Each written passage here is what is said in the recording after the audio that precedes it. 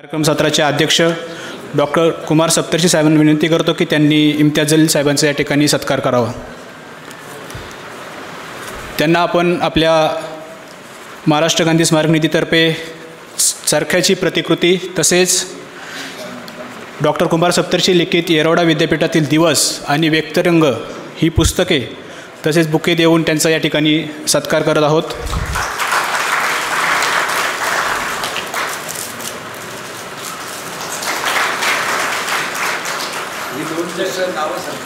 हो,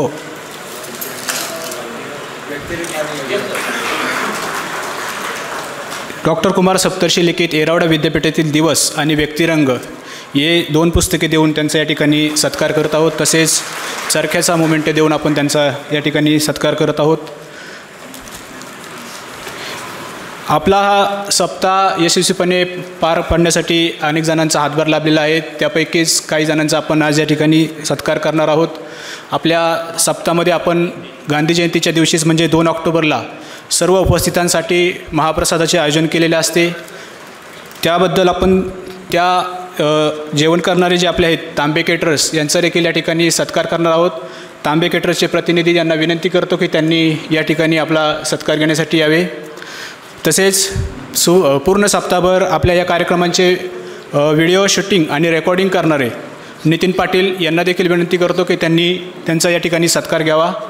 नितीन पाटील सरांना विनंती करतो की त्यांनी व्यासपीठावरती येऊन आपला सत्कार स्वीकारावा।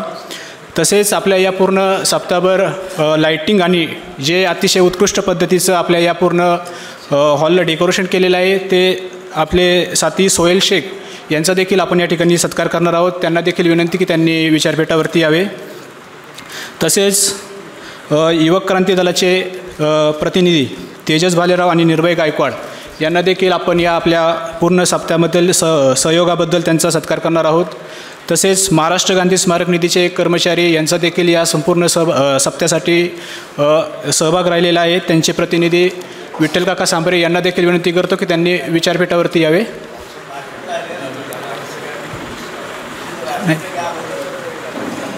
नाही आलेले ते घेऊन टाकू। मी इम्तियाज जलील साहेबांना विनंती करतो की त्यांनी हे सत्कार ओळखून घ्यावेत। पाटील सर ज्यांनी आपल्या या पूर्ण सप्त्याचे लाईटिंग शूटिंग आणि व्हिडिओ रेकॉर्डिंग केलेले आहे त्यांचा या ठिकाणी आपण सत्कार करणार आहोत। लाईटिंग आणि आपल्या या पूर्ण डेकोरेशनसाठी सोहेल शेख,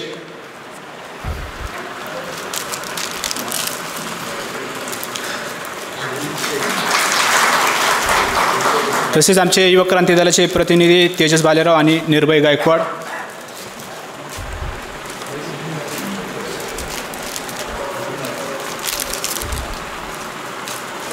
महाराष्ट्र गांधी स्मारक निधीचे प्रतिनिधी यांना देखील विनंती विठ्ठल काका सांबरे,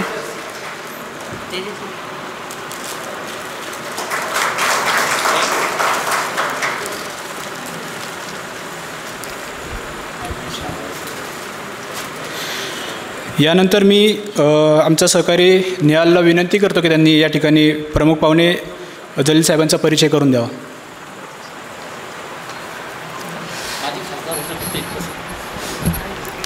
सर्वप्रथम महाराष्ट्र गांधी स्मारक निधीच्या गांधी भवन सप्ताहानिमित्त आपल्या सर्वांचे मनपूर्वक स्वागत करतो। आज आपल्याला समारोप करायचा आहे, तर या कार्यक्रमासाठी आपल्याला लाभलेले प्रमुख पाहुणे आहेत इम्तियाज जलील साहेब, माजी खासदार लोकसभा 2019। इम्तियाज जलील साहेब यांनी MBA 1996 साली आणि मास्टर ऑफ मास कम्युनिकेशन 2000मध्ये डॉक्टर बाबासाहेब आंबेडकर मराठवाडा युनिव्हर्सिटी येथून केलेले आहे। तसेच त्यांनी लोकमत आणि NDTVमध्ये पत्रकारितामध्ये 23 वर्षे काम केले आहे। 2014मध्ये त्यांनी MIMमध्ये प्रवेश करून 2014 साली विधानसभेचे सदस्य म्हणून त्यांची निवड झाली आणि 2019मध्ये छत्रपती संभाजीनगर लोकसभा या मतदारसंघातून ते विजयी झाले होते। गेल्या वर्षी 2024मध्ये ते अल्पशा मताने त्यांचा पराभव झाला आणि तसेच छत्रपती संभाजीनगरमध्ये त्यांची प्रतिमा सर्व धर्म समभाव अशी आहे आणि त्यांनी मध्यंतरी काही वर्षापूर्वी छत्रपती संभाजीनगरमध्ये हिंदू मुस्लिम तणाव झाला होता, तर ते रस्त्यावर उतरून त्यांनी दंगल सदृश्य परिस्थिती नियंत्रणाखाली आणली होती. तर असे हे आपल्याला लाभलेले माजी खासदार इम्तियाज जलील साहेब आहेत. आता मी पुढची जबाबदारी सूत्रसंचालकाकडे सोपवतो. धन्यवाद निहाल. अधिक वेळ न घेता मी प्रमुख पाहुण्यांना विनंती करतो की त्यांनी या ठिकाणी आपले मनोगत व्यक्त करावे.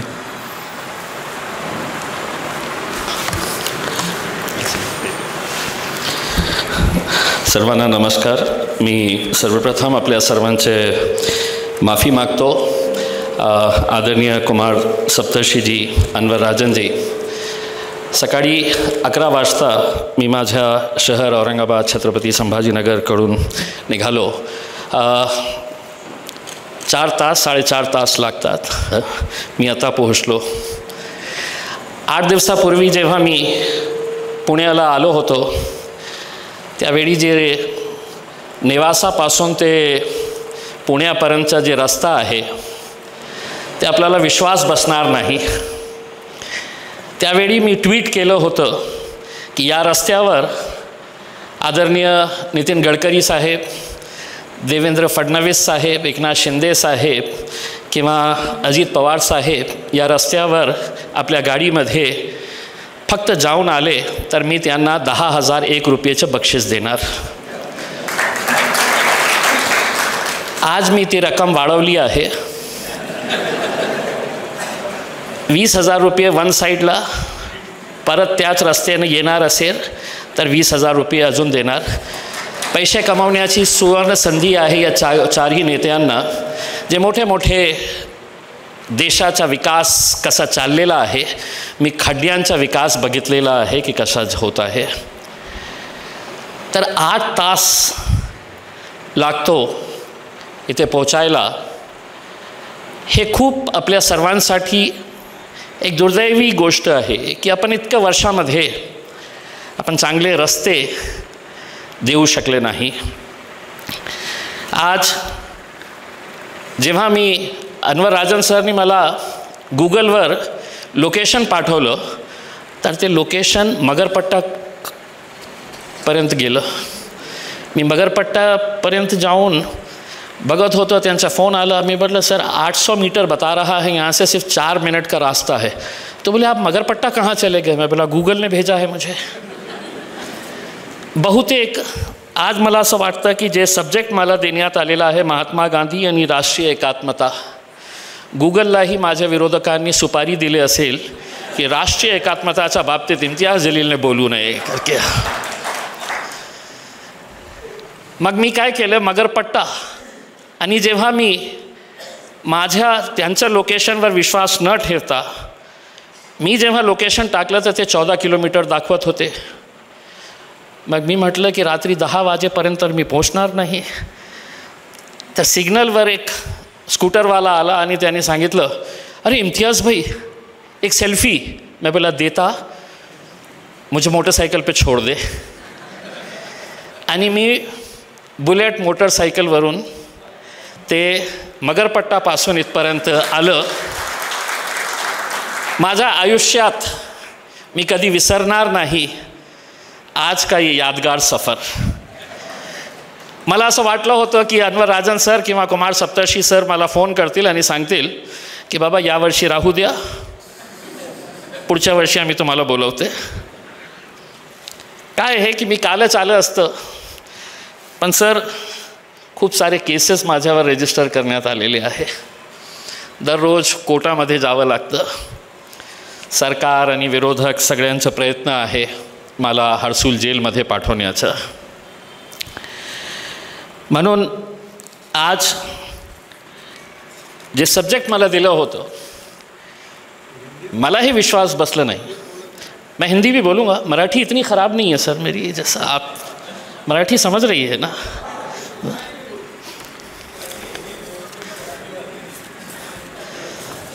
एक पीरियड था मुझे मराठी आती नहीं थी. मैंने 24 साल पत्रकारिता किया. माझे जे मित्र होते वेगवेगळ्या चॅनल्समध्ये ते मला बोलायचे की इम्तियाज तू मराठीमध्येच बोल. तर मी टी व्ही चॅनलमध्ये जेव्हा डिबेटमध्ये येऊ लागलं तर तुटी मराठी में बोलना शुरू किया. आणि आज मला या गोष्टीचा अभिमान आहे, महाराष्ट्रात राहून इम्तियाज जलील पण मराठीमध्ये बोलू शकतो. आणि काही दिवसापूर्वी एक सीनियर सिटीजन निकम गुरुजी 85 इयर्स त्यांचं वय होतं. मी जेव्हा लोकमतला 1993मध्ये एक ट्रेनी सब एडिटर म्हणून जॉईन केलं होतं 1500 रुपये पगारावर, तर त्यावेळी निकम गुरुजी ते लोकमतला यायचे. काही दिवसापूर्वी त्यांचं निधन झालं. मी नाही होतो त्यांच्या अंतिम संस्कारामध्ये, पण त्यांची एक श्रद्धांजली सभा त्यांचे चाहते जे होते, त्यांचे स्टुडंट जे होते, त्यांनी आयोजित केली होती औरंगाबाद शहराच्या गांधी भवनमध्ये. त्या गांधी भवनचा जे हॉल आहे त्या हॉलवर महात्मा गांधी यांनी दिलेली 7 पातके, महात्मा गांधी जी ने 7 बातें जो हमको बताई थी, जो उम्मीदें उन्होंने हमसे लगाई थी, जो ख्वाब उन्होंने इस देश के लिए देखे थे. मैं मेरा भाषण अगर 1 घंटे का नहीं करूं, आधे घंटे का नहीं करूं, और सिर्फ 2 ही मिनट में महात्मा गांधी जी ने क्या हमको बताया था और क्या हम उसका पालन कर रहे हैं, ये सिर्फ 2 ही मिनट में समझा जा सकता है. ये 7 बातें जो महात्मा गांधी जी ने बताई है उस गांधी भवन की दीवार के ऊपर लिखे हुए हैं. हमने और आपने अब सोचना है कि क्या हम सही मानों में उस महात्मा की बातों के ऊपर हम चल रहे हैं. कामा शिवाय संपत्ति, दूसरा विवेका शिवाय आनंद, तीसरा चारित्र्य शिवाय ज्ञान, चौथा नैतिकते शिवाय व्यापार, पांचवा मानवते शिवाय विज्ञान, 6वा त्यागा शिवाय उपासना, आणि 7वा सर्वात महत्त्वाचा तत्वाशिवाय राजकारण. काही संबंध आहे तत्वतेचा आणि राजकारणाचा? हे 7 जो बातें हमको महात्मा गांधी जी ने बताई थी, क्या हम इसके ऊपर सही तरीके से पालन कर रहे हैं? एक भी बात इसके अंदर से ये बता दीजिएगा कि नहीं साहब, इसके अंदर तो हम ये 3रे नंबर का मुद्दा जो है, ये 4थे नंबर का मुद्दा जो है, वो देश पूरी तरीके से महात्मा गांधी के बताए हुए रास्ते के ऊपर चल रहा है. मैं ये समझता हूँ कि उस गांधी भवन के अंदर ये जो 7 चीज़ें लिखी हुई है, उसमें से जो 7वां मुद्दा है तत्वा शिवाय राजकारण, ये 7वां नहीं होना चाहिए, ये पहला मुद्दा होना चाहिए. क्योंकि इस देश में अब राजनीति की जो घटिया स्तर हम देख रहे हैं, वो मेरे हिसाब से इस देश को कमज़ोर करने के लिए कोई कसर नहीं छोड़ी जा रही है. राजनीति के अंदर उसूल, नियम, मॉरल्स, वैल्यूज़, एथिक्स, कोई संबंध है इनका? मैं वोट दे रहा हूँ किसी को, जीत कराने के बाद साहब कहीं और चले जा रहे हैं. इसमें लाखों लोगों का विश्वासघात करके मेरी कुर्सी कैसी बचानी है, वो कुर्सी बचाने की खातिर आज देश के अंदर जो जाति जाति, धर्म धर्म, मज़हब मज़हब के अंदर जो एक नंगा नाच खेला जा रहा है, ये देश इसलिए चल रहा है, कुछ अच्छे लोग इस देश के अंदर है, कुछ अच्छे लोग इस देश के अंदर है, इसलिए ये देश चल रहा है. इसमें इस देश के अंदर लेकिन गंदगी इतनी क्यों तेज़ी से फैल रही है? इसलिए फैल रही है कि इस देश की मेजॉरिटी जो अच्छे लोगों की है, वो इस गंदगी को देखकर खामोश बैठी है. कोई आवाज़ उठाना नहीं चाह रहा है. कोई बोलना नहीं चाह रहा है, बहुत चंद लोग बचे हुए हैं उसमें। आज अगर हम कहते हैं ना कि इस देश की हालत को अगर हम कुछ शब्दों के अंदर बयान करें तो तुम्ही हाताला काम मागा, तुम्हाला हातात दगड देण्यात येईल. तुम्ही शांती मागाल, आम्ही दंगल देऊ. तुम्ही एकता मागाल, आम्ही जाती जाती धर्मामध्ये तेढ निर्माण करू. हे देशाची परिस्थिती आहे. कुठेही जा, ही परिस्थिती आहे आज. ये सच्चाई है इस देश के अंदर कि आज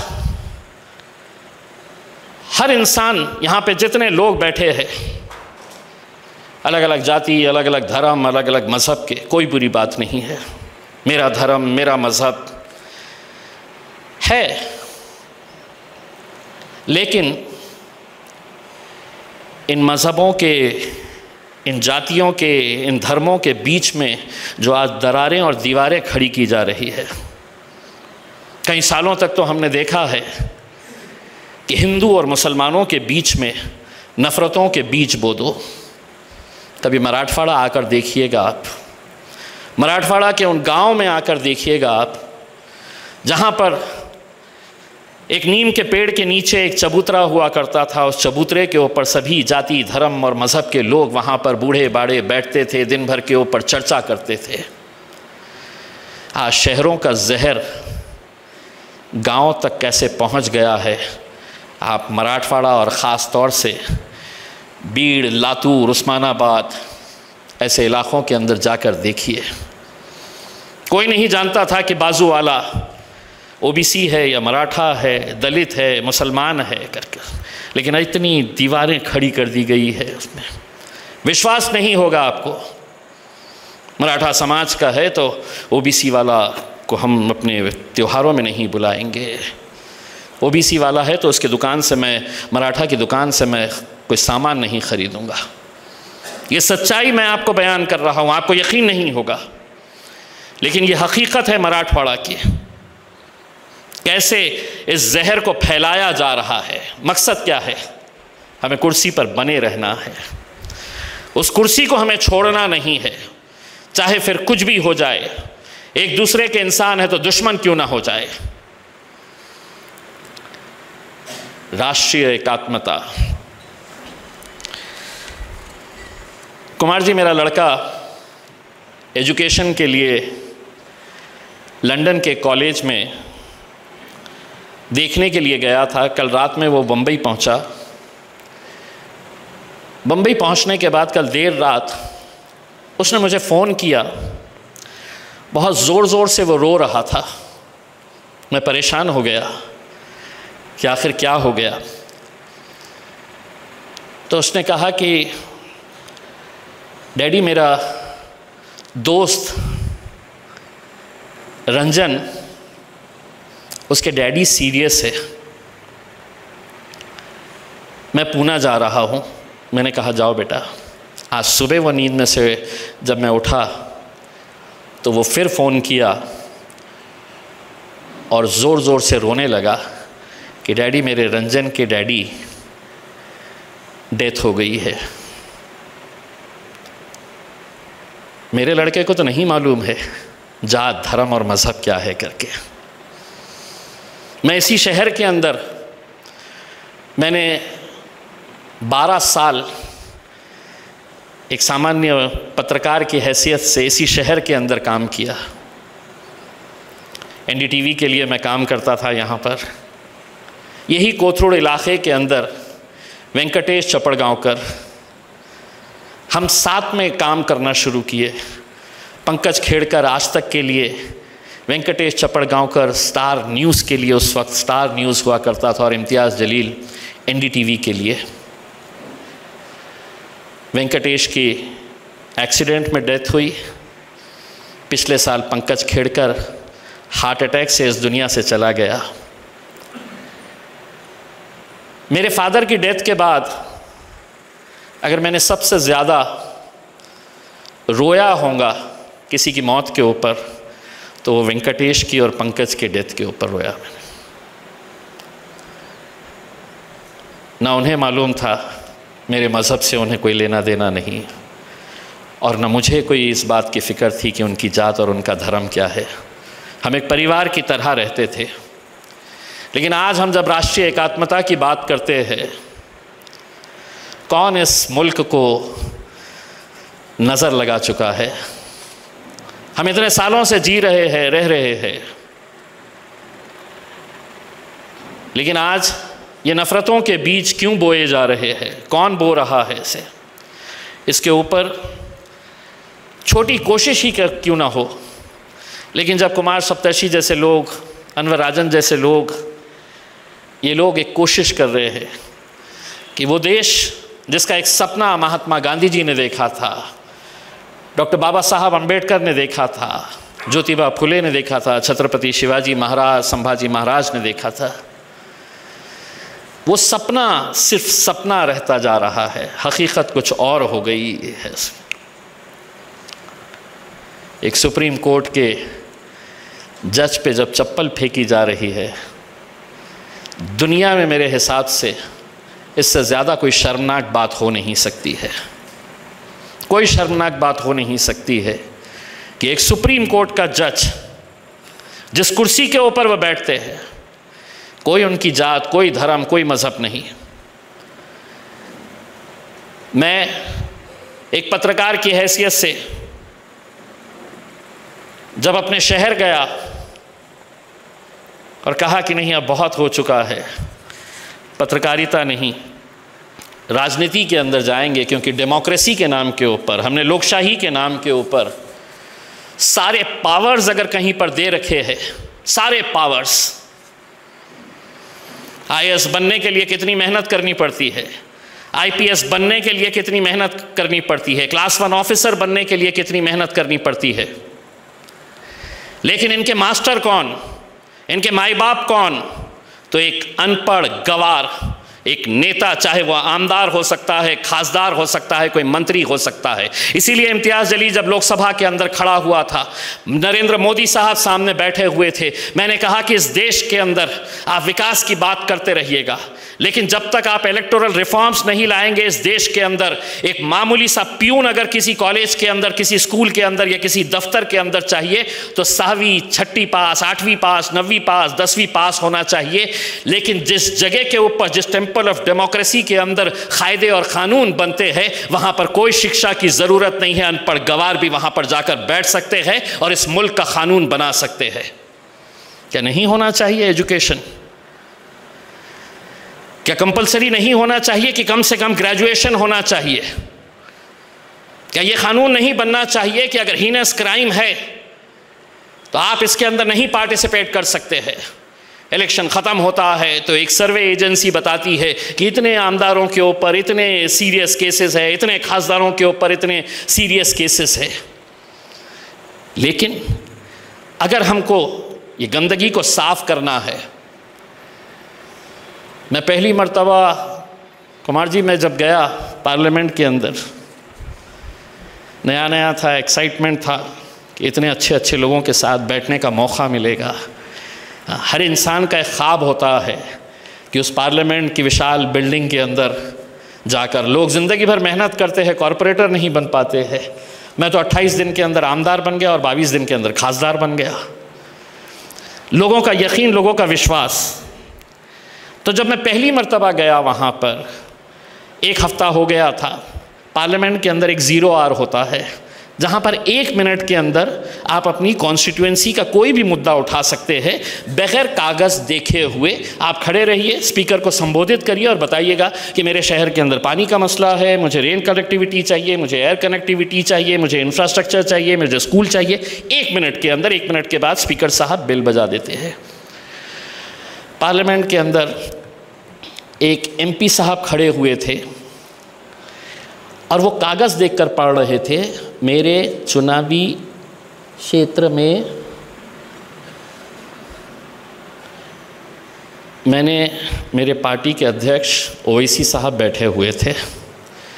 मैंने उनसे कहा कि ओवैसी साहब, ये जो है ये 3rd टाइम MP है।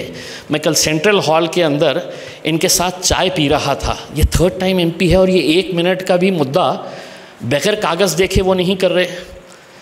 तो उन्होंने मेरे पैर पे हाथ मारकर कहा, आगे आगे देखते रहिए, 80% तुमको ऐसे ही लोग मिलेंगे पार्लियामेंट के अंदर। मुझे यकीन नहीं हुआ। मैंने कहा कि नहीं, 80% ज़रा ज़्यादा हो रहा है, थोड़ा एग्जैजरेटेड फिगर है।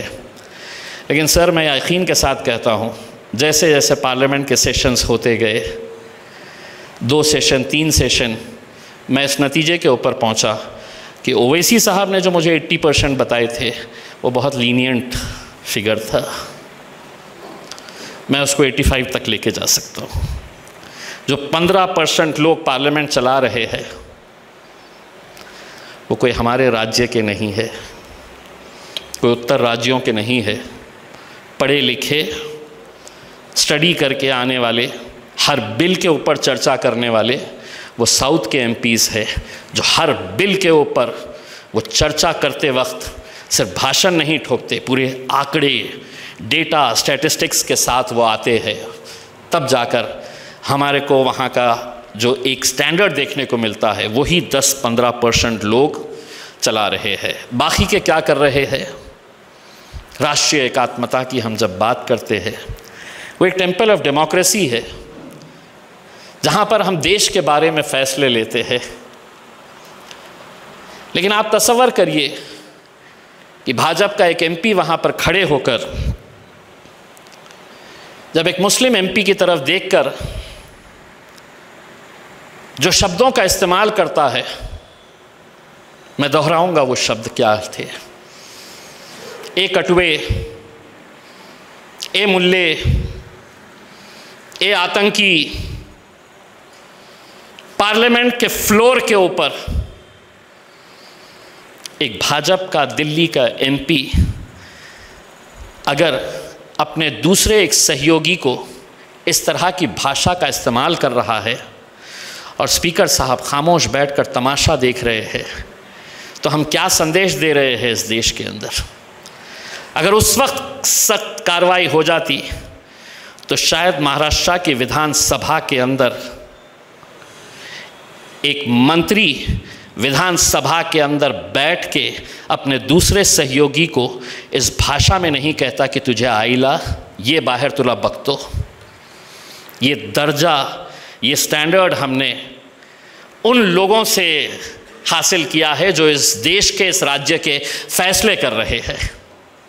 1 मिनट नहीं लगना चाहिए था स्पीकर को उस MP को सस्पेंड करने के लिए। ना कार्रवाई, ना एक्शन, ना कुछ नोटिस, कुछ नहीं। तो कहाँ जा रहे हैं हम? क्या रास्ता हम इख्तियार कर रहे हैं? आज इस मुल्क के अंदर अगर कहा जाए बिका हुआ पत्रकार, डरा हुआ विपक्ष और सहमी हुई जनता लोकशाही के लिए बहुत ख़तरनाक मंजर है। मैंने पत्रकारिता के अंदर 24 साल निकाले हैं। ईमानदारी से बताइए, टीवी हर कोई देखता है, न्यूज़ हर कोई देखता है। क्या आप मानते हैं कि इस देश के अंदर पत्रकारिता हो रही है? नहीं हो रही है। इसलिए नहीं हो रही है कि सत्ता में बैठे हुए लोगों को ये बात समझ में आई, अगर हुकूमत में बने रहना है तो सबसे पहले अपने हाथ में किसे कंट्रोल में लेना है? तो मीडिया को कंट्रोल में लेना है। यही किया गया। बड़े बड़े चैनल्स को खरीदे गए, करोड़ों रुपये के अंदर खरीदे गए। जो अच्छे अच्छे पत्रकार थे उनसे रहा नहीं गया। उन्होंने कहा कि नहीं, हम ऐसी गुलामगिरी की पत्रकारिता नहीं कर सकते, हम बेईमानी की पत्रकारिता नहीं कर सकते। रविश कुमार जैसे लोग बाहर निकल गए, उन्होंने कहा कि हम नहीं करेंगे करके। श्रीनिवासन जैन जैसे लोग बाहर निकल गए, नहीं करेंगे हम करके।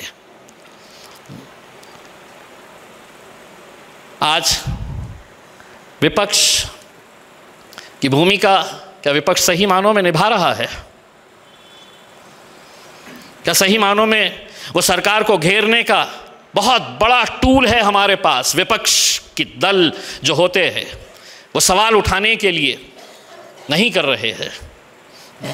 जनता सहमी हुई है कि कल क्या हो जाने वाला है। I love Muhammad, prophet Muhammad से अगर मोहब्बत कर रहे हैं, किसी ने पोस्टर लगा दिया तो उसके ऊपर इतना बवाल करने की ज़रूरत नहीं है। लेकिन मैं उस बात की भी निंदा करता हूँ जो लोग अपने मज़हब को ही नहीं मान रहे हैं, जो प्रॉफिट मोहम्मद के बताए हुए रास्तों के ऊपर ही नहीं चल रहे हैं और कहेंगे कि साहब मैंने तो पोस्टर पकड़ लिया हूँ, अब मैं पक्का मुसलमान हो चुका हूँ, इसीलिए मैं कुछ भी कर सकता हूँ। हम ऐसे लोगों का ख़तई साथ नहीं दे सकते हैं। लेकिन उसकी तोड़ के अंदर हर कोई अपना अपना लेकर, कोई बुरी बात नहीं है साहब। लेकिन अगर आप अपने बताए हुए देवी देवताओं के, हमारे प्रॉफिट्स के बताए हुए रास्ते के ऊपर नहीं चलेंगे तो कोई फ़र्क नहीं पड़ेगा। आप कितना भी बड़ा बैनर लगा ले, होर्डिंग लगा ले, पोस्टर लेकर खड़े हो जाए, आप नफ़रतों को और बढ़ावा देंगे उसमें।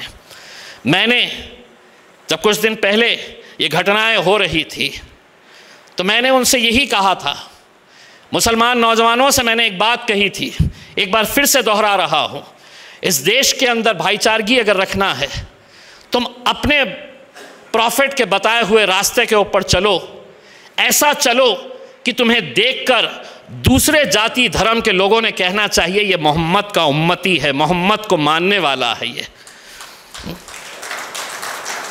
लेकिन अगर तुम कहेंगे कि नहीं साहब मैं तो पोस्टर लेकर खड़ा हुआ था और पुलिस वाले मुझे पोस्टर लेकर, क्यों?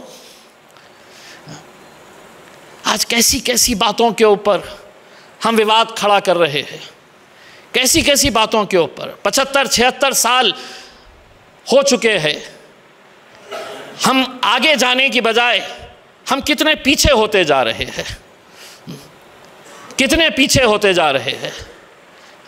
चुनाव आएंगे, हारेगा कोई, जीतेगा, लेकिन देश अगर मजबूत रहेगा।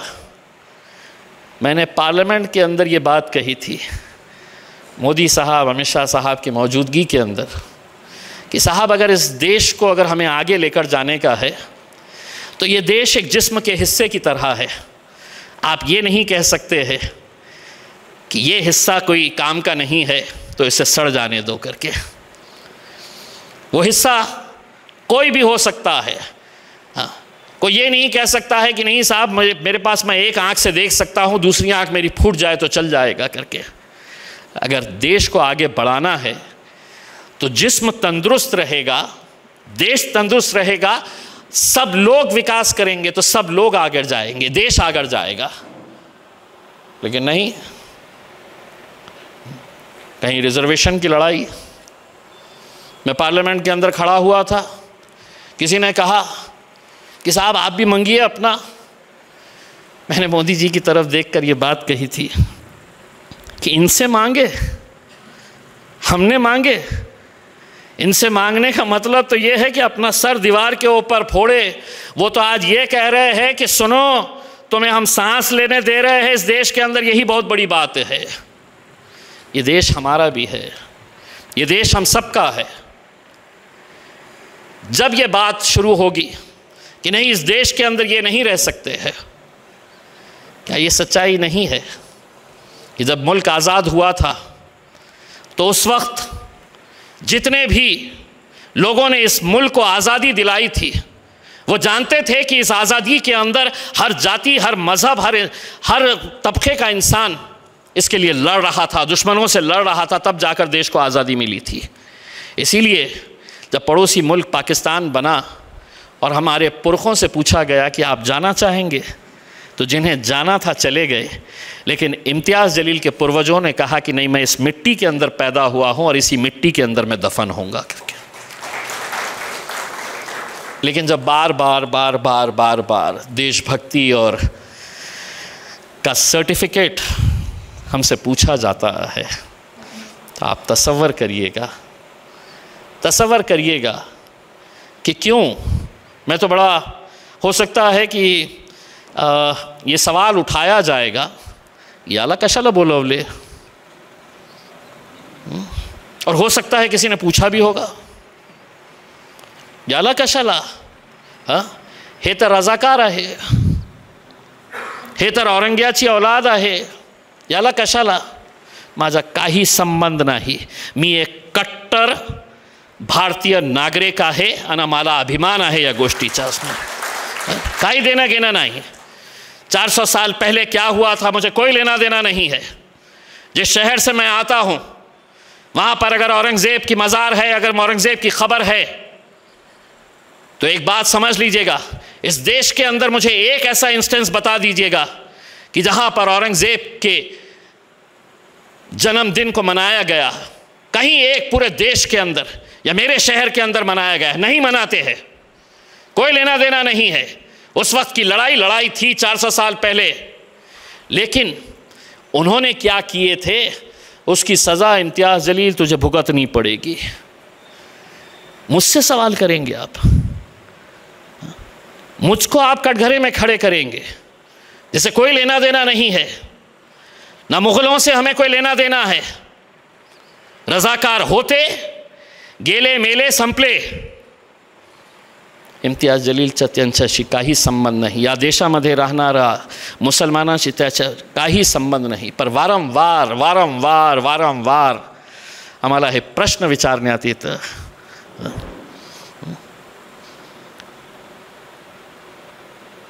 मराठवाडा मुक्ती संग्राम दिन 2 वर्ष सलग दिल्लीमध्ये गडकरी साहेबांनी मला एक मीटिंग कॉल केली होती. ते 27 तारखेला. मराठवाड्यामध्ये ते सुट्टी असते, मराठवाडा मुक्ती संग्राम. मी नाही गेलो. फ्रंट पेजवर बातमी होती की रजाकार झंडा चढवण्यासाठी नहीं आले. दूसरे कोई नहीं आए उसकी कोई ख़बर नहीं बनेगी. लेकिन मैं नहीं गया तो फ्रंट पेज के अखबार के ऊपर है. तो मुझसे ये सवाल किया जा रहा है कि साहब उस वक्त मराठवाड़ा मुक्ति संग्राम के लिए जो यहाँ के हमारे मराठवाड़ा के शहीदों ने जो बलिदान दिया, उसके झंडा वंदन में आप नहीं आए. सारे मीडिया दिन भर बताते रहे खबरें कि इम्तियाज़ जलील नहीं आया. मैं उनसे ये कहता हूँ कि तुम कौन होते हो मुझे देशभक्ति का सर्टिफिकेट देने वाले? कौन होते हैं मुझे बार बार मुझे ये जताने के लिए कि नहीं तुमको बताना पड़ेगा? आज अगर इसी तरह से जाति धर्म और मज़हब के बीच में अगर दीवारें गिराई नहीं गई तो एक बात राहत इंदौरी साहब ने जो कहा था वो सबके लिए लागू है. लगेगी आग तो आएंगे कई घर जद में, यहाँ सिर्फ हमारा मकान नहीं है. ये समझ लीजिएगा, यहाँ सिर्फ हमारा मकान नहीं है. लगेगी आग तो सब उसकी जद में आएंगे. हो सकता है कि पहले हमारा नंबर होगा, वो एक नंबर के बाद दूसरा नंबर भी आएगा. किसका नंबर आएगा ये आपको सोचना है. दूसरे के बाद तीसरा नंबर भी आएगा, ये आपको सोचना है. इसमें हम एक बड़े मुश्किल मरहले से हम गुज़र रहे हैं. एक ऐसे दौर से गुज़र रहे हैं कि जहाँ पर अफसोस इस बात का है कि इस देश के अंदर सबसे अच्छा धंधा अगर कोई चल रहा है तो धर्म का धंधा चल रहा है. अफसोस इस बात का है कि धर्म के इस धंधे में पढ़ा लिखा भी अंधा हो रहा है. ये सबसे ख़तरनाक बात है, सबसे ख़तरनाक बात है. यकीन नहीं होता है कि एक डॉक्टर जब सोशल मीडिया के ऊपर उसकी पोस्ट पढ़ते हैं, एक पढ़ा लिखा इंजीनियर उसकी पोस्ट अगर सोशल मीडिया के ऊपर हम पढ़ते हैं, ये काम कभी अनपढ़ गवार लोगों का था. दंगे करवाना, लोगों के बीच में दरारें दीवारें पैदा करना. लेकिन आज पढ़ा लिखा इंसान जब इसका शिकार हो रहा है तो वो देश के लिए सबसे बड़ा घातक सबसे बड़ा नुकसान अगर कोई कर रहा है, और पढ़े लिखे लोगों को आगे आना होगा, आगे आकर इसको ख़त्म करना होगा। किसी ने ये बताया मेरा इंट्रोडक्शन करते वक्त, ये कुछ साल पहले जब जातीय दंगल मेरे शहर में होने वाला था तो इम्तियाज़ जलील रास्ते के ऊपर उतरा था, रास्ते पे नहीं उतरा था। मैं बताता हूं उसकी सच्चाई क्या है। रामनवमी का दिन भगवान राम हिंदू धर्म के लिए, इस देश के लिए क्या मायने रखते हैं, ये इम्तियाज़ जलील अच्छी तरीके से समझ सकता है। रामनवमी की एक रात पहले, कल रामनवमी देश भर में मनाई जाने वाली है। औरंगाबाद का किराड़पुरा इलाका, ज़्यादातर 99% उस इलाके के अंदर मुस्लिम लोग रहते हैं, और उस इलाके के बीचों बीच भगवान राम की एक मंदिर है। उस शहर की परंपरा है कि रामनवमी के दिन जब जुलूस निकलता है उस मंदिर से, तो वहाँ के मुसलमान भाई रास्ते के ऊपर खड़े रह के टेबल सजाकर उस जुलूस में जाने वाले हमारे हिंदू भाइयों को शरबत पिलाने का काम कई सालों से करते आए थे, कई सालों से। लेकिन 2 साल पहले जब उस शहर में रामनवमी का एक दिन पहले की बात है, वहाँ पर दंगा भड़क गया। मैं रात में 11 साढ़े 11 बजे जब मुझे ये ख़बर मिली, मैं उस वक्त खासदार था, मैं पूरे पुलिस ऑफिसर्स को फ़ोन लगा रहा, कोई फ़ोन उठाने के लिए तैयार नहीं था। मैं वहाँ पे जो लोग रहते हैं उनको फ़ोन जब लगा रहा था तो मुझे सिर्फ चीखने चिल्लाने की आवाज़ें आ रही थी, पथराव की आवाज़ें आ रही थी। ये समझ तो आ रहा था कि वहाँ पे कुछ बड़ी गड़बड़ हो रही है करके। मैंने कहा कि चला जाए। मैंने सिटी चौक पुलिस स्टेशन को मैंने फ़ोन किया और मैंने कहा कि वहाँ पे कितने ऑफिसर्स हैं। सर गाड़ियाँ गई है, गाड़ियाँ जा रही है। मैंने वहाँ के उस वक्त के डीसीपी को फ़ोन किया। मैं बोला वहाँ पे पुलिस कितनी है? बोले सर पुलिस पहुँच गई है। मैंने वहाँ के लोगों से जब पूछा तो कहा कि साहब यहाँ पर कोई पुलिस वाला मौजूद नहीं है। पुलिस वाले कह रहे हैं हम पहुँच गए हैं, उस स्पॉट के ऊपर लोग मौजूद, वो कह रहे हैं कि पुलिस वहाँ पर है ही नहीं है। तब इम्तियाज़ जलील रात में 12:15 बजे मेरे एक कॉरपोरेटर के साथ स्कूटर पे बैठ के मैं उस मुकाम के ऊपर गया, जहाँ पर जब मैं पहुँचा तो वो मंज़र आज भी आप YouTube के ऊपर देख सकते हैं। पथराव, गाड़ियाँ जल रही, दुकानें तोड़फोड़ की जा रही। मैं फ़ौरन उस मंदिर के अंदर गया। मंदिर के बाहर देखा मैं तो 13 पुलिस के गाड़ियाँ थे। 13 गाड़ियाँ, मतलब कोई छोटी गाड़ी नहीं, पुलिस की जो बड़ी बड़ी वैन्स होती है वो 13 पुलिस की गाड़ियाँ। मुझे खुशी हुई। मैंने कहा कि चलिए इतने सारी पुलिस तो यहाँ पर आ गई। मैं सबसे पहले अंदर जाकर गया। गीता बालगुड़े पुलिस इंस्पेक्टर,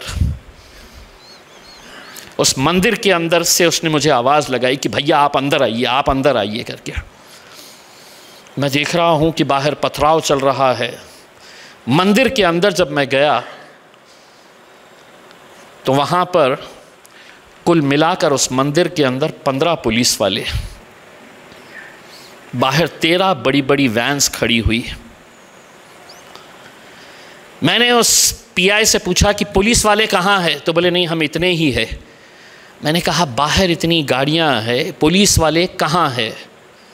ये इतनी गाड़ियाँ, अंदर पथराव, बाहर चीखने चिल्लाने की आवाज़, मारपीट की आवाज़। कुछ देर के बाद सिर्फ शोले दिखाई दिए। 13 के 13 पुलिस वैन्स जो है वो पूरी तरह से जला दिए गए, पूरी तरह से जला दिए गए। मैंने उस वक्त मंदिर के अंदर बैठे हुए पुजारी और उनके परिवार वाले लोगों से ये कहा आप कभी भी उस मंदिर के अंदर जाइए और पूछिए उनसे कि उस रात का मंजर क्या था। जो लोग बाहर हंगामा कर रहे थे वो इम्तियाज़ जलील तू बाहर निकल। मैंने उस पुजारी को, उनके परिवार वालों को, उनके साथ वहाँ पर खड़े रह के उनको ये कहा कि कुछ भी हो जाए, बाहर क्या हो रहा है मुझे पता नहीं है, लेकिन मैं तुमको ज़बान दे रहा हूँ कि एक आदमी को मैं मंदिर के अंदर घुसने नहीं दूंगा करके। नहीं घुसने दिए। पूरी रात आतंक का ये नंगा खेल चलता रहा। सुबह 5 बजे पुलिस की गाड़ियां वहां पर पहुंचती है और सबसे पहला सवाल मैं उस वक्त के कमिश्नर से जो किया, मैंने कहा कि मुझे बताओ, हमने स्मार्ट सिटी के नाम के ऊपर 100 करोड़ रुपए के सीसीटीवी कैमरेज हमने लगाए हैं। ये सेंसिटिव एरिया है, ये सेंसिटिव एरिया को हमने पूरी तरीके से सीसीटीवी कैमरे से कवर किए हुए हैं। मुझे बताओ कि वो 13 गाड़ियां जो यहाँ पर थी उनके पुलिस वाले कहाँ गए हैं करके। कहाँ थे मुझे उस सीसीटीवी कैमरे के अंदर दिखाओ। क्या एक एक वैन, एक एक पुलिस वाला लेकर आकर उस मंदिर के सामने खड़ा किया गाड़ी? दूसरे दिन मैंने प्रेस कॉन्फ्रेंस लेकर यह कहा कि ये जो घटना हुई है ये गवर्नमेंट स्पॉन्सर्ड थी और इसमें पुलिस का पूरी तरह से हाथ था, पुलिस इसके अंदर शामिल थी। क्या आप तसव्वुर कर सकते हैं कि एक मुस्लिम मेंबर ऑफ पार्लियामेंट पूरे महाराष्ट्र की पुलिस के ऊपर एक सवालिया निशान खड़े कर रहा है और किसी एक डीजी से लेके किसी एक पीआई तक, कमिश्नर, डीसीपी, एसीपी, किसी ने मेरा विरोध करना, मुझे नोटिस देना कि तुम हमारे ऊपर है तो उंगली उठा रहे हैं, ये गलत है। मैंने कहा कि मुझे सिर्फ ये बताइए कि ये यहाँ के जो पुलिस वाले, जो 13 गाड़ियाँ तुमने मंदिर के सामने खड़े करे थे, इनके पुलिस वाले कहाँ गए हैं? किस गली में भागे हैं? कहाँ छुप के बैठे थे? मेरे पास आज भी फायर ब्रिगेड के गाड़ियों के ड्राइवर की रिकॉर्डिंग मौजूद है, जिसके अंदर वो उस रिकॉर्डिंग के अंदर मुझे बता रहे हैं, रिकॉर्डिंग है मेरे पास जिसमें वो कह रहे हैं कि पुलिस ने हमें गाड़ियाँ, हमारी फायर ब्रिगेड की गाड़ियाँ आगे बढ़ने के लिए नहीं रोक दिया था, नहीं जाने दिया। मेरे पास इतना सबूत है। किस लिए किया जा रहा था ये? इसलिए किया जा रहा था कि रामनवमी का त्यौहार, रामनवमी का उत्सव बिहार, उत्तर प्रदेश, झारखंड, दिल्ली राज्यों के अंदर कितने धूमधाम से मनाया जाता है। तसव्वुर करिए कि एक ऐसा विजुअल कि जहाँ पर भगवान राम की मूर्ति का कोई नुकसान हो गया हो, वो विजुअल किसी टेलीविज़न चैनल या सोशल मीडिया के ऊपर चला जाता तो इसका रिएक्शन क्या होता? पूरे देश में आग लगती, पूरे देश में दंगे भड़कते। जो काम पुलिस ने करना चाहिए था, उन्होंने स्क्रिप्ट तो बहुत अच्छी तैयार करे थे, उन्होंने कहानी बहुत अच्छी सजाए थे कि एक रात पहले हम ऐसा करेंगे, मुंह पे कपड़े बांधे हुए लड़के मोटरसाइकिलों के ऊपर आते हैं। आज तक नहीं पता चला कौन लड़के थे, किस जाति के थे, किस मजहब के थे, किस धर्म के थे, नहीं पता, नहीं पकड़े गए। पूरे शहर को सीसीटीवी से कवर किया गया है, मोटरसाइकिल से लड़के पूरे अपने आप को कवर करके कैसे आए थे। कहानी बहुत अच्छी तरीके से सजाई गई थी, लेकिन उस कहानी के अंदर उनको ये नहीं पता था कि एक स्कूटर के ऊपर बैठ के शाहरुख खान वहाँ पर एंट्री ले लेगा और उनकी पूरी कहानी पूरी तरीके से फेल कर देगा। आप सोचिए ऐसी कितनी घटनाएं इस देश के अंदर हो रही होगी, कहाँ कहाँ पे कौन कौन किस किस का हाथ होगा। क्या ये सच्चाई नहीं है कि इस देश के अंदर इलेक्शन अगर जीतना है तो दंगे करवा दो, हिंदू मुसलमानों के अंदर लड़ा दो, सबसे आसान तरीक़ा, ना पैसा खर्चा करने की ज़रूरत है। एक डर का माहौल तैयार करवा दो, एक खौफ का माहौल तैयार करवा दो। देखो तुम्हारी सुरक्षा जो है हम ही कर सकते हैं। यही पूरे देश के अंदर चल रहा है उसमें। और जब तक देश का मालिक, देश चलाने वाला मुखिया अगर इसके ऊपर बोलेंगे नहीं तो नीचे बैठे हुए लोग क्या करने वाले हैं। मैं जब यहाँ से गया था कुमार साहब, एक सादा एनसी नहीं था मेरे ऊपर, एक सादा एनसी कि किसी को मैंने गाली दिया, किसी को। आज बड़े गर्व के साथ मैं कहता हूँ कि इम्तियाज़ जलील के ऊपर मेरे शहर के अलग अलग पुलिस स्टेशन में 16 केसेस मेरे ख़िलाफ़ रजिस्टर है। अभी कुछ दिन पहले ही एक केस रजिस्टर हुआ। मैंने एक शब्द का इस्तेमाल किया जिसकी वजह से दलित समाज की भावनाओं को ठेस पहुंचा। एफआईआर करवाने वाले कौन? तो संजय सिरसाट साहब, मेरे शहर के पालक मंत्री, जिनके करोड़ों रुपये के भ्रष्टाचार को मैंने निकाला, करोड़ों रुपये के। इतना एविडेंस है, अगर ईमानदार सरकार होती तो वो जेल में होना चाहिए था। लेकिन पुलिस पर दबाव डाला गया कि ये बंदे को खामोश बिठाओ, इसके ऊपर एफआईआर रजिस्टर कराओ, वरना ये और पोल खोलेगा। 1-2 दिन रुक जाइए, एक और बड़े नेता की बड़ी पोल खुलने वाली है, बहुत बड़ी। ये स्टेटमेंट अगर बाहर चले गया तो 2-4 दिन तो सोने नहीं वाले हैं नेता मेरे शहर के। मंत्री है बड़े, लेकिन खोलेंगे पोल। मैं चाहता हूं कि हम जब तक सच को सच नहीं, झूठ को झूठ नहीं, हम कहने की हिम्मत रखेंगे। मरना सबको है, मुझे भी जाना है। कोई भी इस दुनिया के अंदर, कहते हैं हमारे उसमें कि कोई आबे हयात पीकर नहीं आया है कि मैं ज़िंदगी भर जीने वाला हूँ। मैं तो मरने वाला नहीं हूँ, मरना सबको है इसमें। कोई कोरोना से मर जाएगा, कोई एक्सीडेंट से मर जाएगा, कोई दंगों के अंदर मर जाएगा उसमें। लेकिन कम से कम रात में सोते वक्त ये सुकून होना चाहिए कि साहब मैं सच के लिए खड़ा था, मैं सच के लिए लड़ रहा था।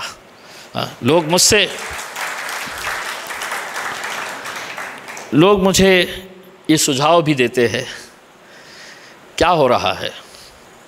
कुछ तो नहीं हो रहा है, वो अरेस्ट तो हुआ नहीं है, वो जेल तो गया नहीं है, लेकिन कम से कम इस बात का सुकून तो है कि जब सारी दुनिया खामोश बैठी है गलत को देखते हुए, तो कम से कम एक दीवाना खड़ा तो है ये हिम्मत करके बोलने के लिए कि ये गलत हो रहा है करके उसमें। और इतना मैं यकीन के साथ कहता हूँ, 2024 हारा हूँ।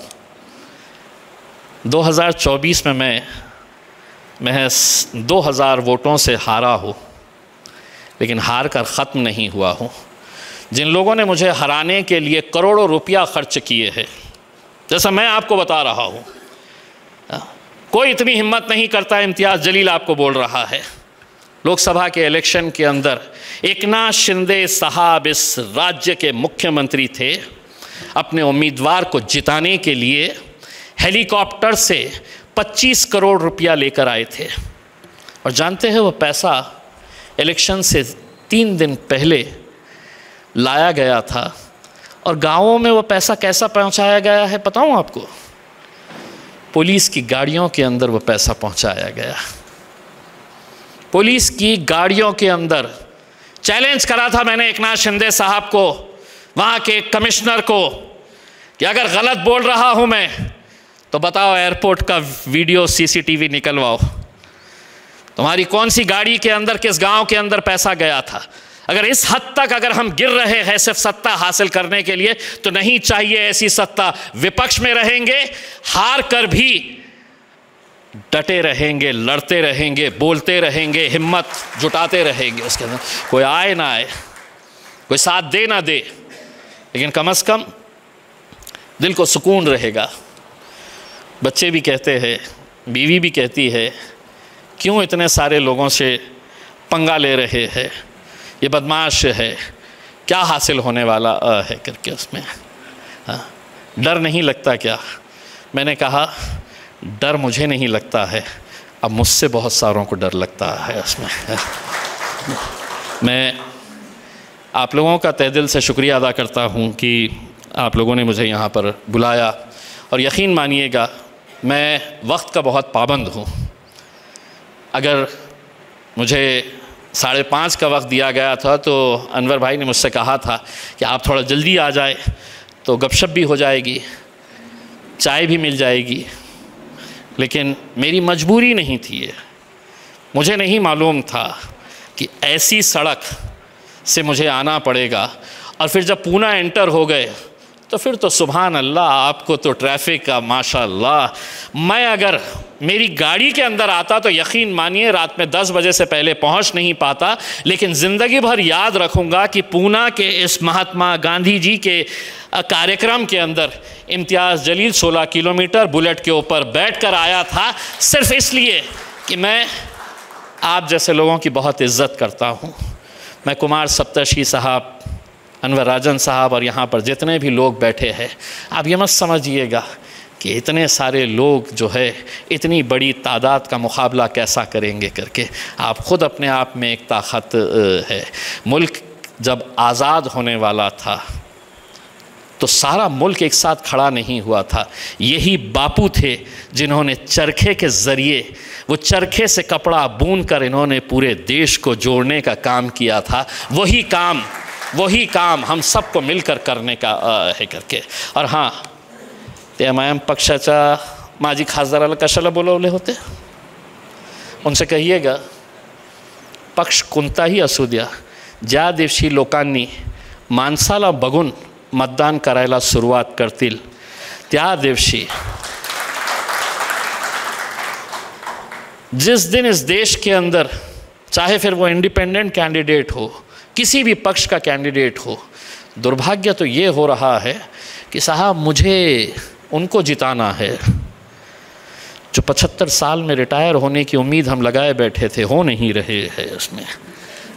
उन्हें जिताना है, इसलिए मुझे किसी को भी वोट करने का है करके इसमें। तो देश के अंदर ये बदलाव अगर लेकर आने का है तो हम सबको मिलकर, हमारी सबकी ये जिम्मेदारी है, हम सब हाथ से हाथ मिलाकर ये प्रोग्राम, सर इससे बढ़कर गर्व की क्या बात हो सकती है। एक सादा सा रिपोर्टर कभी इन गलियों के अंदर घूमता था रिपोर्ट जमा करते हुए। उस दौर के अंदर मैंने कुमार सप्तर्षि साहब का भी इंटरव्यू लिया है, कई मर्तबा लिया है, और आज मुझे इस बात का फ़ख्र है, अभिमान है, गर्व है कि आज मैं कुमार सप्तर्षि साहब जैसे लोगों के बाजू बैठने का शर्फ हासिल हुआ है मुझे। तो सर बहुत बहुत धन्यवाद आपका, and thank you very much, बहुत बहुत शुक्रिया।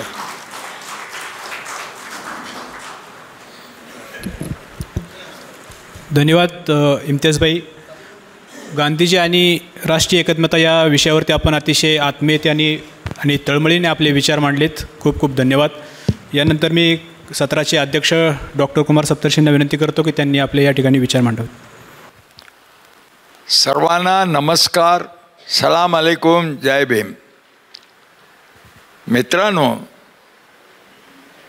आमचे मित्र म्हणजे तो पत्रकारापासून माझा मित्र आहे, त्याने बोललेलं एका कार्यक्रमाला मुद्दाम गेलो तुम्ही, तुला आठवत असेल तर, आणि इथे गांधी भवनमध्ये भेट झाली होती म्हणून त्याला पत्ता वगैरे माहीत होता।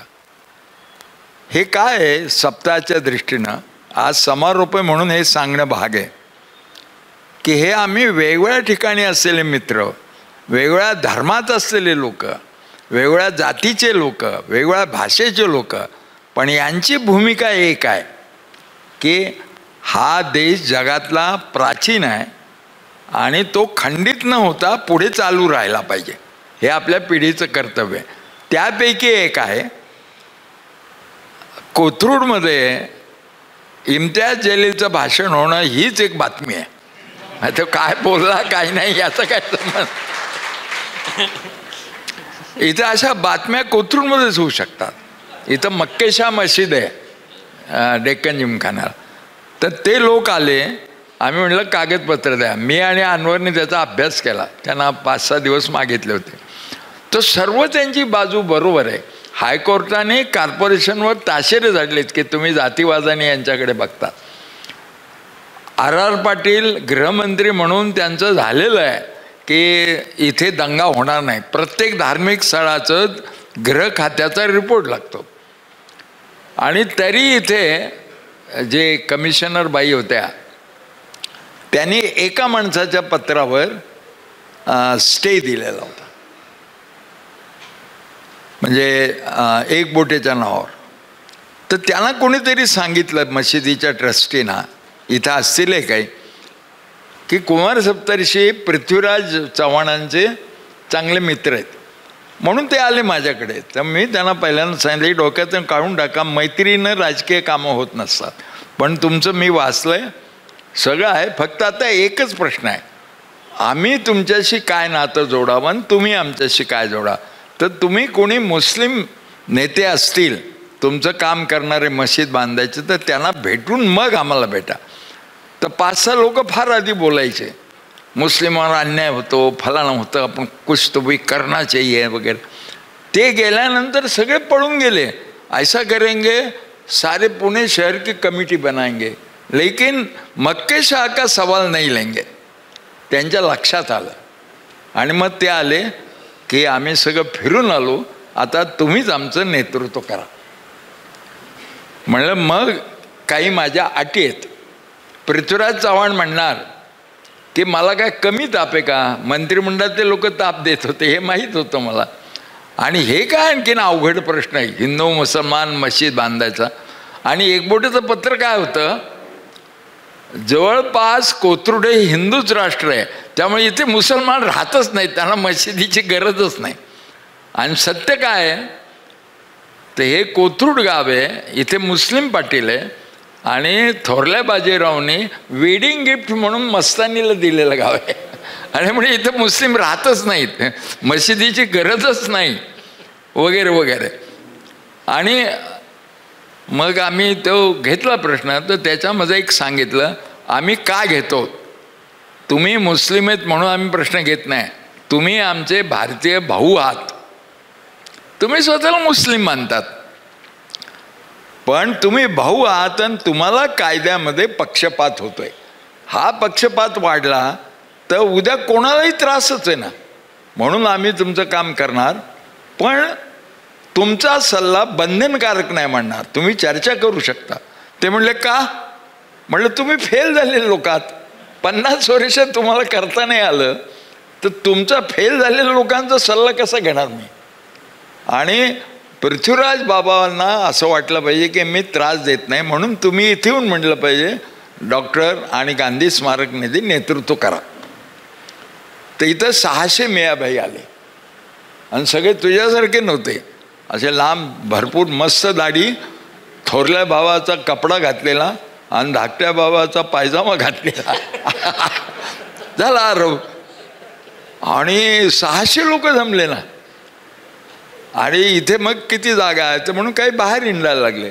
तर इथं पोलीसच्या गाड्या झाल्या. इथं असं हे आम्ही बेटासारख्या सगळ्या समुद्रातून नावा गेल्या कोथरूड पोलीस चौकीत आणि सांगितलं दंगा होणार आहे, गांधी स्मारक निधीतर्फे आयोजित दंगा आहे, प्रायोजित दंगा आहे.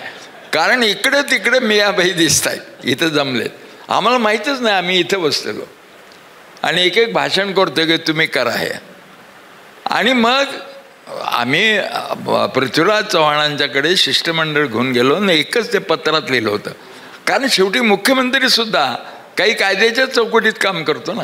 तर आपल्याला मंत्र्याकडनं काम करून घ्यायचं असेल तर आपणच अभ्यास करायचा, त्याच्या जागी आपण आहोत. आणि असं लिहिलं होतं. मी म्हटलं तुमच्या गृह खात्याचा रिपोर्ट आहे की दंगा होणार नाही.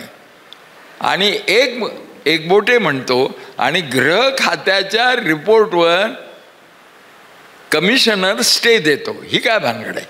म्हणजे गृह खात्यापेक्षा कमिशनर पुण्याचं जास्त आहे का. आणि दुसरं इथं मुसलमान राहत नाही, मशिदीची गरज नाही. तर इथे मशिदीची गरज आहे आणि मी लिहून देतो की इथे हिंदू मुसलमान दंगा होणार नाही. इथे झाला तर शहाणे हिंदू आणि वेडे हिंदू, सगळे हिंदूच राहत आहेत ना हिंदू राष्ट्र, तर शहाणे हिंदू वेडे हिंदू असा संघर्ष होईल. मी शहाण्या हिंदूंचं नेतृत्व करीन. आता तुम्ही पहा, एक बोटेचं वर विश्वास ठेवायचा का माझ्यावर ठेवायचा. मुद्दा काय आहे हे तुला इन्सिडेंट सांगायचं. एकूण भारताची जी रचना आहे, जगातले सगळे धर्म इथे आहेत. तर इथे आपल्याला एक देश म्हणून राहायचं असेल तर हे आम्हाला आधीच कळलेलं आहे, किंवा सर्व लोकांना, सेक्युलर लोकांना कळलेलं असतं की दुसऱ्या धर्माचं रक्षण केल्याशिवाय भारत राहत नाही. तुम्ही हिंदू असाल तर तुम्ही इस्लाम आणि ख्रिश्चनचं, शिखांचं रक्षण केलं पाहिजे. तुम्ही मुस्लिम असाल तर हिंदूचं रक्षण केलं पाहिजे. याच्याशिवाय दुसरा मार्ग नाही. आणि हा आपल्या पूर्वजांनी केलेला आहे. म्हणून जगातले सगळ्यात प्राचीन राष्ट्र आहे आपण. अमेरिका वगैरे आत्ताचे 400-500 वर्ष, ते काय आत्ता घेतलेली कल्चर सोडून देते. पण आपली टेस्ट किती गाण्यातून गेलेली आहे. तर ही गाळीव संस्कृती आपल्यानंतर चीनची आहे, नंतर ब्रह्मदेशी. तर ह्या भारतीय संस्कृतीचा प्रवाह आपल्या पिढीमुळे खंडित झाला असं होता कामा नये. भारतीय संस्कृती ह्या पिढीच्या काळामध्ये संपली.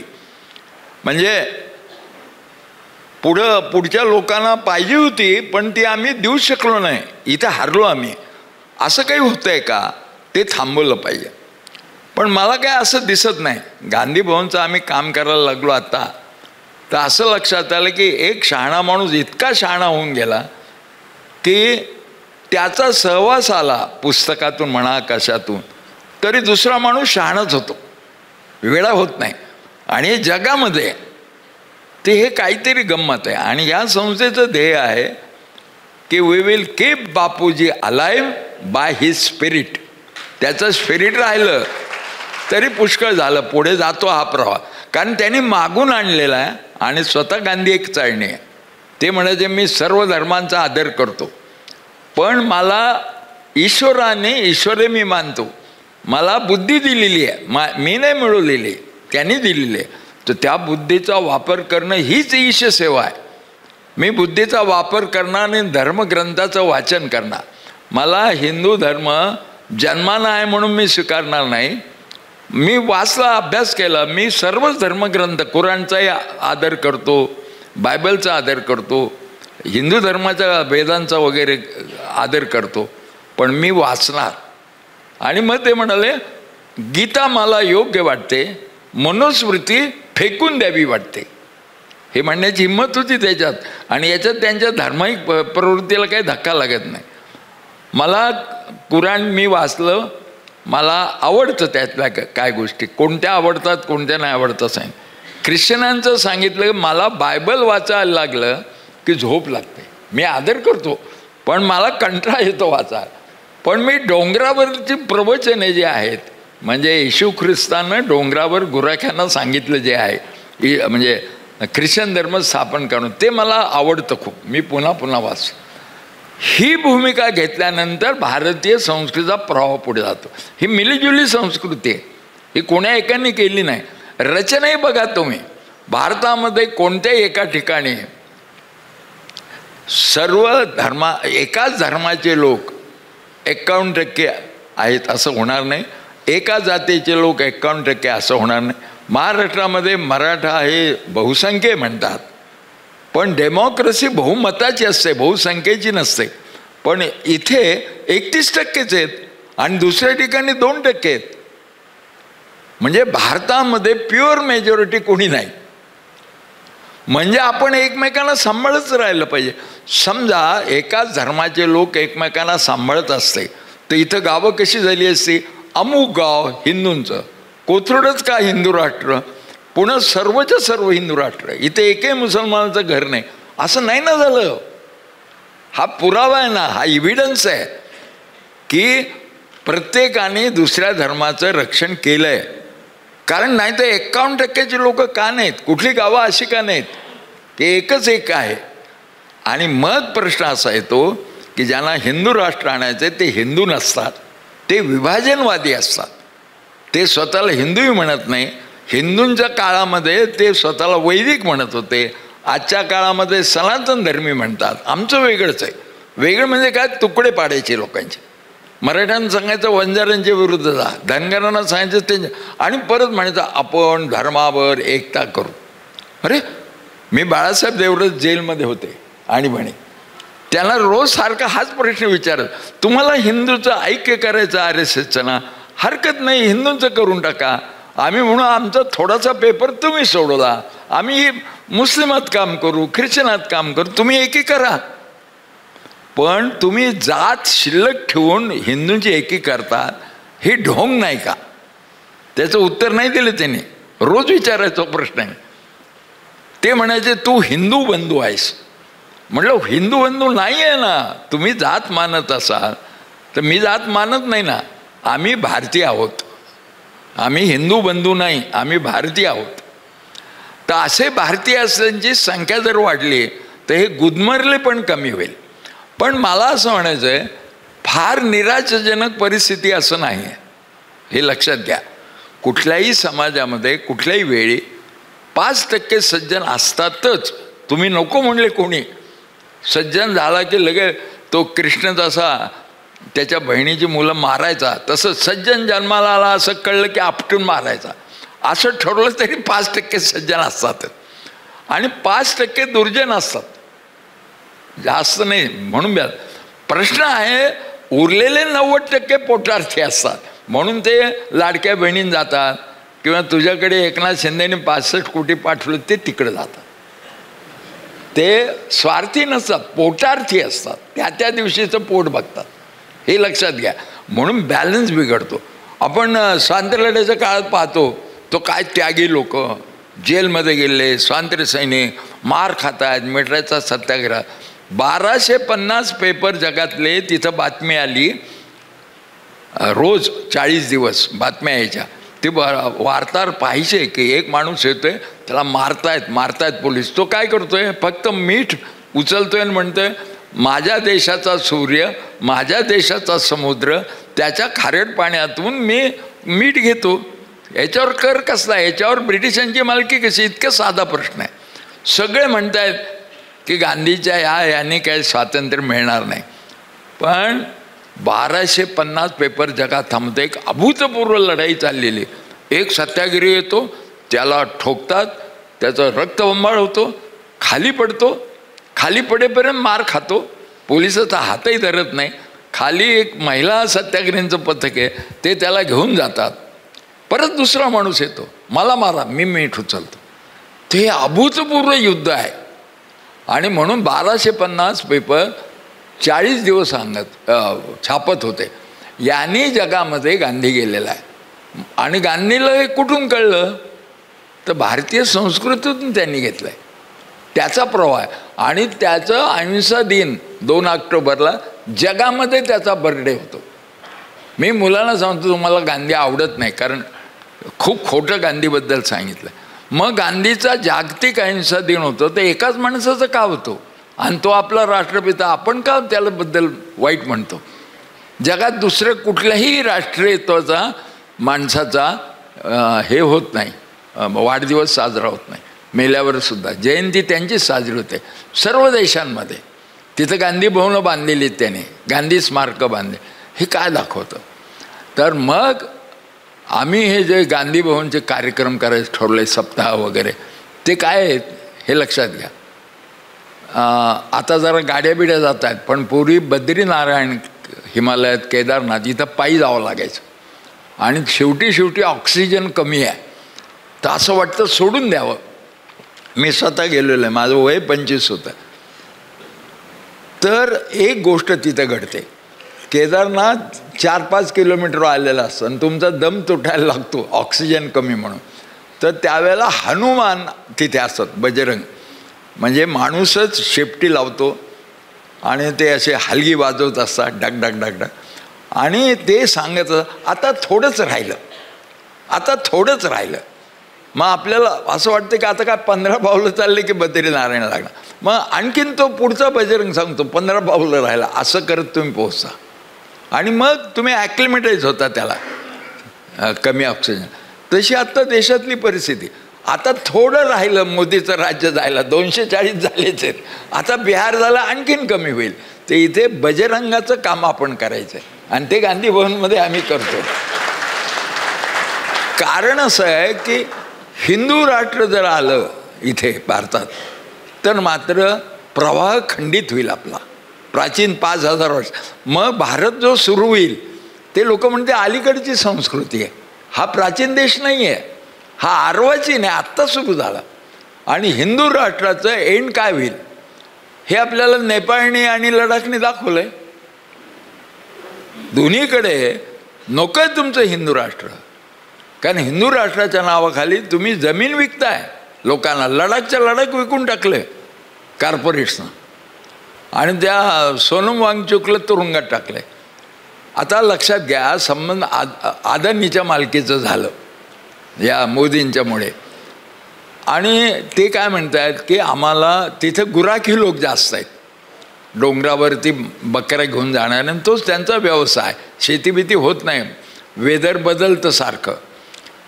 तर आम्हाला चीनने ऑक्युपाय केलेलं आहे, त्याच्यामध्ये गुराख्यांना पकडतात, ही तक्रार आहे त्यांची. हे म्हणतात नाही नाही असं चीन वगैरे कुणी आलं नाही. आता अदानी उरलेल्या भागात राहिला तर तो चीनबरोबर हातमिळवणी करेल ना व्यापारासाठी, कारण चीनी लोकसुद्धा ग्राहक आहे. आणि गुजराती व्यापाऱ्यांना ग्राहक आणि हे एवढंच नातं कळतं ना, बाकी काय कळतच नाही. तर उद्या चीनची त्यांची हातमिळवणी होणार कशी नाही. पलीकडे पाकिस्तान आहे, त्यांची हातमिळवणी का होणार नाही. पण हिंदू राष्ट्राचा अंत तिथे लोकच करतायत. मला सांगा, सोनम वांगचुक हे नावसुद्धा आपल्याला एक नेता म्हणून वाटलं असतं का? आज मोदींची एक कृपा झाली, ते जेलमध्ये गेले, त्यामुळं सर्वत्र निषेध व्हायला लागला. त्यामुळं सोनम वांगचुक हा राष्ट्रीय नेता झाला. आपण बोलवलं होतं का, गांधींच्या आमचे संमेलन केलं होतं, त्याच्या समारोपाला बोलवलं होतं. आणि एक असा योगायोग आहे, समारोपाला जो पाहुणा आपण बोलवतो तो नंतर राष्ट्रीय होतो, हे तू लक्षात ठेव. म्हणजे इथं तुझ्या अन्वयी बसले असतील मुस्लिम मियाबाई, तर त्यांना मी सांगतो हा तुमचा राहणार नाही, हा समस्तांचा होईल, सबका होगा. हे आमचं गांधी भवनचं वैशिष्ट्य आहे. आणि आम्ही बजरंग के लोक आहे. तर हे जागरण त्याकरता असतं की 5% सज्जन 5% हे आहे, तो बॅलन्स होत असतो. मधल्या काळात 90% लोक बदलतात आणि उद्या 90% लोक परत बदलायचं म्हणले, नको आम्हाला हिंदू राष्ट्र. तर इथे सज्जनांचा आवाजच नाही, तर ते काय करतील बिचारे. सज्जनांचा आवाजच येत नाही म्हणून ते दुर्जनाकडे जातील. म्हणून आपण सज्जन शिल्लक ठेवायचे, प्रामाणिक लोक शिल्लक ठेवायचे. इलेक्शनला पैसे न वाटता, गुंडगिरी न करता, जात न दाखवता निवडून यायचं, अशी कपॅसिटी असते जी तुझ्यामध्ये आहे. तर हे लोक माझ्या दृष्टीनं अत्यंत महत्त्वाचं आहे. हिंदू राष्ट्र नावाची भंपक कल्पना संपली की सज्जनांची गरज आहे, त्यांचाच काळ आहे. तर ते सज्जनांनी नाराज व्हायचं तुम्हाला परवानगी नाही. नाही तर तुम्ही भारतीय संस्कृतीचा अखंड चाललेला प्रवाह 5000 वर्षाचा याच्याशी गद्दारी केल्यासारखं होईल. आणि काय काय करायचं, जे जे मेजॉरिटीचं आहेत त्यांनी मायनॉरिटीचं रक्षण करायचं, त्याशिवाय बंधुभाव होत नाही. म्हणून महात्मा गांधींचा राष्ट्रवाद जगातल्या इतरांच्या राष्ट्रवादापेक्षा वेगळा आहे. इतरांचा राष्ट्रवाद काय, सलग भूगोल, सलग धर्म झालं राष्ट्र, सलग भूगोल, सलग भाषा झालं राष्ट्र. आपण भाषेचा आधार घेतला नाही, धर्माचा आधार घेतला नाही, विविधता मान्य केली. आमची इच्छाशक्ती एकत्र राहायची. पुरावा काय, 5000 वर्ष राहिले नाही एकत्र. आज मुस्लिमांच्या कबरी आहेत, पारशांच्या त्या जे ते स्मशान करतात ते आहे, ख्रिश्चनांचं आहे. मग इतके लोक एकत्र राहिलेले आहेत. तर जे जे इथं 20-20 पिढ्या राहिले त्यांचं हे राष्ट्र आहे, इतर कोणाच्या बापाचं नाही. जे इथं राहिले त्यांचंच आहे. आणि आपण म्हणायचं की नाही आता फक्त हेच राहतील, हे नाही, याचा अर्थ तुम्ही हिंदुस्थान मोडून टाकतात. हा खेळ जो हिंदुस्थान नावाचा संस्कृतीचा आहे तो मोडून टाकतात. हा अधिकार तुम्हाला कोणी दिला? 4 पैसे झाले म्हणून. आमच्याकडे इथे मंत्री चंद्रकांत पाटील दादा काय पैसे वाटतात, गणपतीला पैसे, मंडळाला पैसे. आज मी पाहिलं दुपारी इकडे येताना मोफत सेवा, चंद्रकांत पाटील कोथरूडमध्ये मोफत सेवाची बस ठेवली स्वतःची, दुसऱ्याला ठेवून. म्हणजे सगळं पैशाने आम्ही तुम्हाला विकत येऊ, ह्याचासुद्धा कंटाळा येतो ना लोकांना. लोक बसने जातील, मतदान करतील आणि त्यांना पाडतील. हे भवितव्य दिसतंय मला त्याच बसने जाऊन. तर हे लक्षात ठेवा. आणि ही सकारात्मक जिवंत ठेवणं हे गांधी निधीचं काम आहे. बापूजींचं स्पिरिट आम्हाला जिवंत ठेवायचं. त्या दृष्टीनं आज तुझं भाषण महत्त्वाचं होतं. पावसामुळे येतो का नाही येतो, पण तुझी इथे येण्याची जबरदस्त इच्छा आणि आमच्या लोकांची तुला ऐकायची जबरदस्त इच्छा, दोन्हीचा संगम झाला इथे. आणि म्हणून मला आनंद वाटला. आज हा समारोपाचा दिवस आहे. आपण 1 तारखेपासून 8 तारखेपर्यंत हा जागर इथे केला आणि त्याला आपण सर्वांनी प्रतिसाद दिला. याबद्दल मी इथं हजर असलेल्या सर्वांचे आभार मानतो. एक विशेष सांगू का भाभी, आम्ही रमजानची पार्टी फक्त गांधी भवनमध्ये होते. रमजानचे उपवास सोडायचे, बाकी कुठे होत नाही. ते गेले 17-18 वर्ष करतोय. पण ते येणार म्हणजे असे लपून छपून येतात का काय, हे भूमिगत आहे का आशयानं, कारण कोथरूड नाही. पण ह्या वर्षी असं झालं, खुलून महिला आल्या 15 महिला. ते म्हणले पण आमचं नमाज अलग होणार. आम्ही त्यांच्याकरता नमाजची अलग व्यवस्था केली. आणि मग यास्मिन बाबीने भाषण केलं. मग त्या परवा आल्या होत्या. म्हणलं तुम्ही इथं काय येत नाही. इथं स्त्रियांनी मुस्लिम समाजामध्ये पुढं आल्याशिवाय मुस्लिम समाजाची प्रगती होणार नाही. आमचं काय होईल ते जाऊ द्यात, पण मुस्लिम समाजाची काळजी आम्हाला आहे. तर आज त्या आल्याने एकदम मी आश्चर्याने पाहिलं की त्याने उद्देशिका वाचली. तर हे चांगली चिन्ह आहेत ना. अंधार जाणार हे चिन्ह कसं काय कळतं आपल्याला, पहाट येते. वेदा ऋग्वेदात म्हटलेलं आहे उषा ही म्हणजे उषा म्हणजे पहाट. पहाट ही सूर्याची प्रेयसी आहे. सूर्य तिच्या मागे लागलेला आहे, अंधार मागे लागला आहे आणि तो उषाला गाठतो आणि मग त्याच्यानंतर सूर्योदय होतो. तर अशी ही संक्रमण काळाची अवस्था आहे. आपण सगळे आलात अशीच साथ द्या. 14 तारखेला गांधी निधीचा अंक निघणार आहे सत्याग्रहीचा. तो पण कार्यक्रम गावामध्ये टिळक रोडला साहित्य परिषद आहे, त्याचंही निमंत्रण मी आत्ता देतो. आणि आम्ही सोनम वांगचूकच्या बद्दल सगळ्या संस्थांना मिळून इथं सभा घेऊ. त्याला आपण अवश्य यावं एवढं सांगतो. पुन्हा एकदा सर्वांचे आभार मानतो आणि या ठिकाणी थांबतो.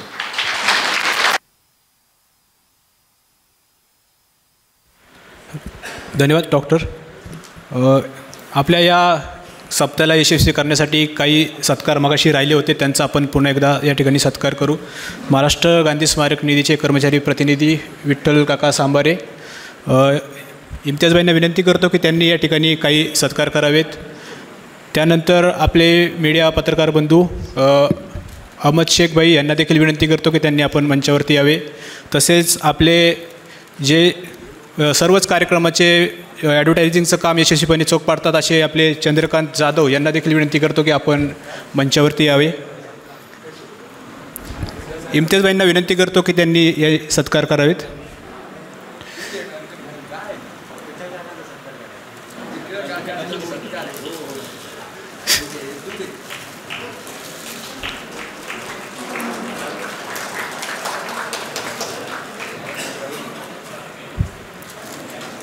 यानंतर चंद्रकांत जाधव जे आपल्या सर्व जाहिरातींचं काम यशस्वीपणे पार पाडतात त्यांचा देखील आपण या ठिकाणी सत्कार करणार आहोत.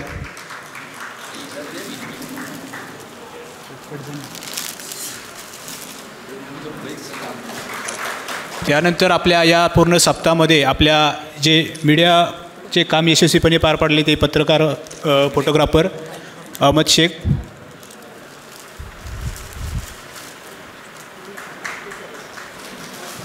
तसेच आज योगायोगाने आमचा युक्रांचा सहकारी निहाल मुजावर याचा आज वाढदिवस आहे. त्याला देखील मी या ठिकाणी इम्तियाजबाईंना विनंती करतो की आपण शुभेच्छा द्याव्यात. त्याला एक बुके देऊन त्याचा या ठिकाणी शुभेच्छा द्याव्यात.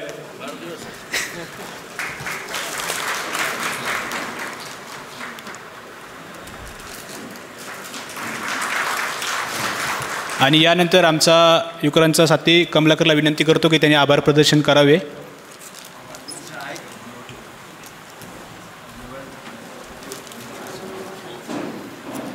महाराष्ट्र गांधी स्मारक निधी आयोजित हे गांधी सप्ताहाचं 14वं वर्ष आहे. त्या निमित्तानं आपण 1 ते 8 ऑक्टोबरपर्यंत विविध कार्यक्रम घेतले. त्या कार्यक्रमाला मोठ्या प्रमाणात आपण उपस्थित दाखवले. त्यामध्ये वेगवेगळे पाहुणे आले. त्याबद्दल मी सगळ्यांचे आभार मानतो. त्याचबरोबर आजच्या कार्यक्रमाचे प्रमुख पाहुणे इम्तियाज जलील यांचाही मी आभार मानतो. त्याचबरोबर उपस्थित असणारे महाराष्ट्र गांधी स्मारक निधीचे विश्वस्त शिवाजीराव कदम, गांधी भवनचे सचिव अनवरभाई राजन, त्याचबरोबर उपस्थित असणारे सर्व मान्यवर यांचाही मी आभार मानतो. त्याचबरोबर महाराष्ट्र गांधी स्मारक निधी, युवक क्रांती दल यांचाही आभार मानतो. उपस्थित पत्रकार बंधू आणि सर्वांचं या निमित्ताने मी आभार मानतो. त्याचबरोबर आजचा हा कार्यक्रम संपला असं जाहीर करतो. तत्पूर्वी मी एक आवाहन करतो की आत्ता सध्या अतिवृष्टी झाल्यामुळं मोठ्या प्रमाणात नुकसान झालेलं आहे अनेक भागात शेतकऱ्यांचं आणि लोकांचं. त्यासाठी आपण युवक क्रांती दल आणि महाराष्ट्र गांधी स्मारक निधीच्या वतीने आपण मदत गोळा करतो आहे. तर ज्यांना काही मदत करायची असेल, शैक्षणिक किंवा शेतकऱ्यांसाठी किंवा इतर जी मदत करायची असेल तर आपण इथं मदत स्वीकारत आहोत. तर आपण इथं केव्हाही आमच्या युवक क्रांती दलाचे सहकारी गांधी भवनचे कर्मचारी यांच्याकडे आपण मदत पोहोचू शकता. 1 ते 8 ऑक्टोबर दरम्यान झालेल्या गांधी सप्ताहात सर्वजण उपस्थित झाला त्याबद्दल सर्वांचा आभार मानतो. धन्यवाद.